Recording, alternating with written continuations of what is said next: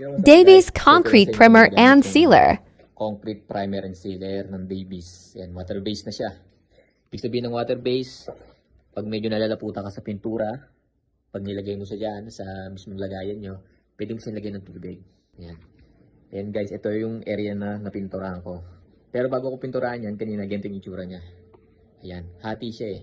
Ito yung ano namin, existing na pintura, yung final coat, tapos ito naman yung ano, yung skim coat. So ang ginawa namin, kaysa pahira namin siya ng ano, ng final coat agad, yung mas maganda na, lalagyan muna natin siya ng ano, ng concrete primer. Tapos ito nga yung napili kong brand kasi ito yung mga napapanood ko sa TikTok tsaka sa YouTube din eh, yung mga construction worker talaga, yung mga pintor. Ito yung mga sinasuggest nila na brand, Davies. Yan, concrete primer and sealer. Ibig sabihin ng sealer, pag may mga hairline or crack yung ano, yung pader, katulad niyan. Ito pa ito.